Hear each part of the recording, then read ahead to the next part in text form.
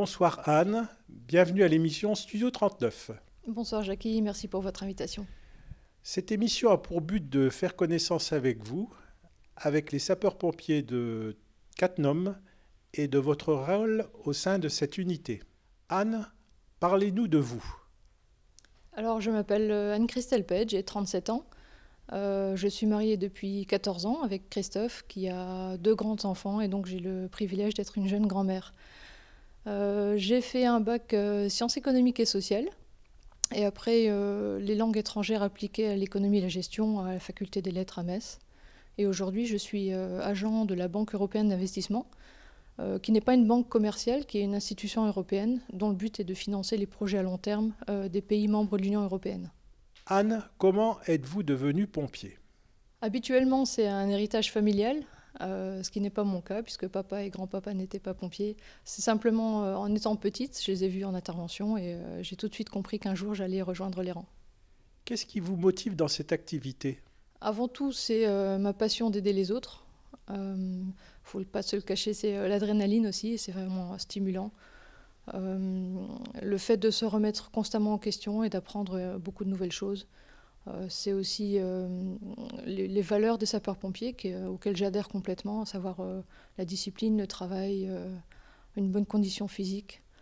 Et c'est très motivant également de travailler dans une bonne équipe, comme c'est le cas à Cattenom, et dans une commune où il fait bon vivre. Anne, présentez-nous le centre d'intervention de Cattenom.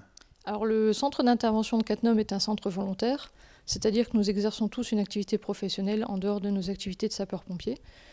Il faut savoir également qu'il y a 250 000 sapeurs-pompiers en France, dont 80% sont des volontaires comme nous. Alors il y a donc en France que 15% de sapeurs-pompiers qui sont professionnels et 5% qui sont militaires. Ça c'est la brigade des sapeurs-pompiers de Paris ou le bataillon des marins-pompiers de Marseille. On dépend du ministère de l'Intérieur. Et il y a combien de sapeurs-pompiers à Cattenom, les effectifs? Voilà, on est 13 sapeurs-pompiers volontaires à Cattenom et actuellement 7 jeunes sapeurs-pompiers qui sont donc en cours de formation pour devenir pompiers à leur tour. Et au niveau grade, qu'est-ce qu'on trouve? Alors on est obligé de respecter une pyramide des grades, c'est-à-dire un nombre proportionnel. Oui. Donc j'ai un sous-officier, sergent des Bonnaises, et j'ai plusieurs caporaux-chefs et sapeurs. Et vous êtes la seule femme dans le corps des sapeurs-pompiers? On vient de rentrer une deuxième femme qui est issue de la filière JSP, de jeunes sapeurs-pompiers. C'est Sandrine, elle n'a pas encore 18 ans, donc voilà, c'est tout neuf. C'est tout neuf, oui. Est-ce que c'est une activité bénévole? Non, c'est une activité volontaire, c'est-à-dire que nous percevons des vacations pour les interventions et les formations. Par contre, c'est une activité qui est très très chronophage et donc on ne perçoit pas des vacations pour chaque heure que nous passons au service.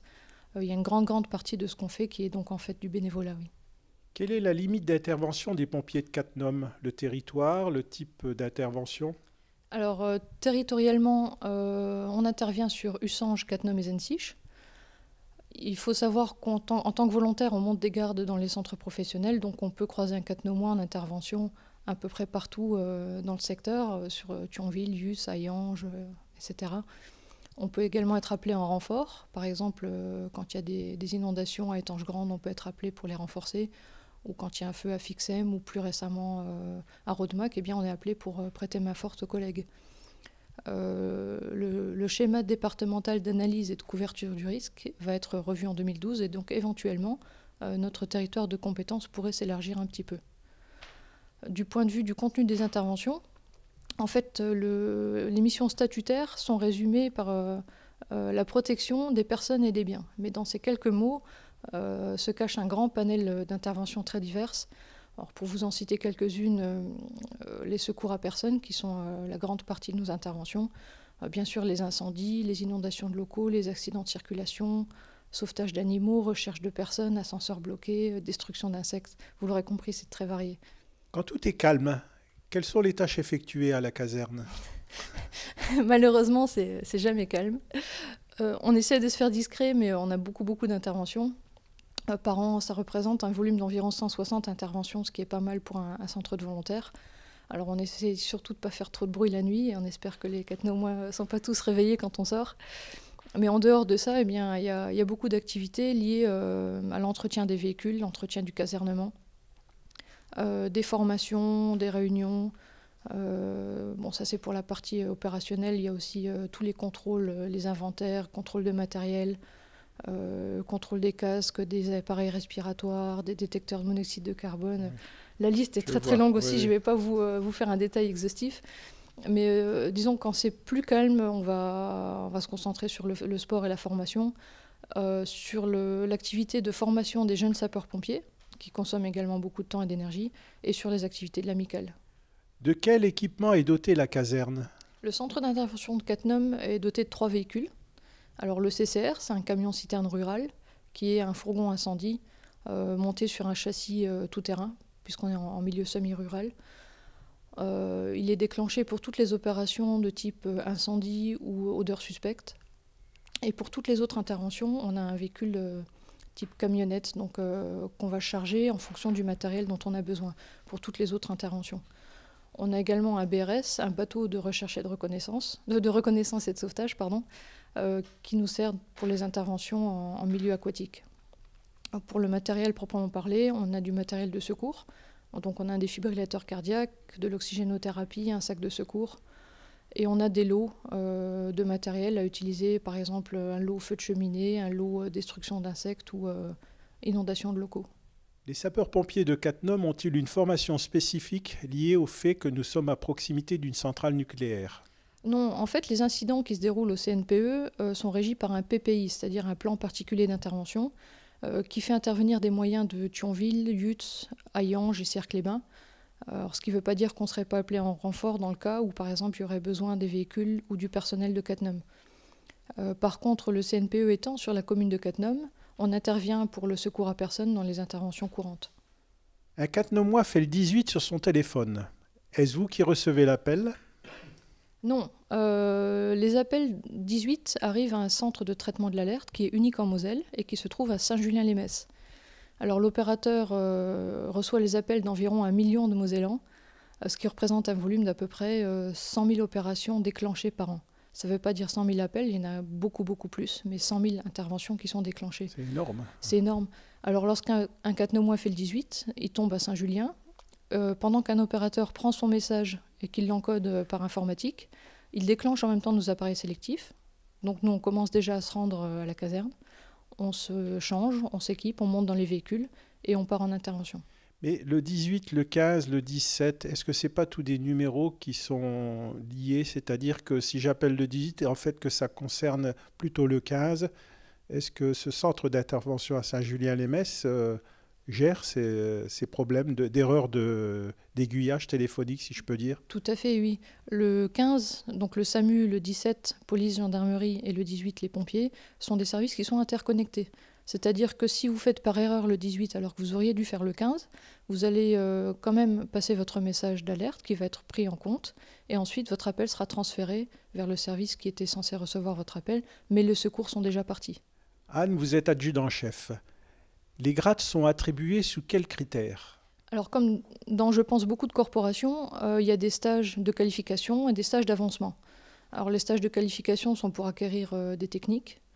Il faut un certain nombre de stages de qualification avant de pouvoir passer un stage d'avancement, c'est-à-dire passer un nouveau grade. Les formations durent 1, 2, 5 semaines parfois, sont ponctuées par un examen. Et entre chaque grade, il faut passer un minimum de 3 années dans le grade pour acquérir l'expérience. C'est donc au fil des formations et des années qu'on arrive à progresser dans la hiérarchie. En imaginant que vous passiez capitaine, est-ce que ça conditionnerait une mutation?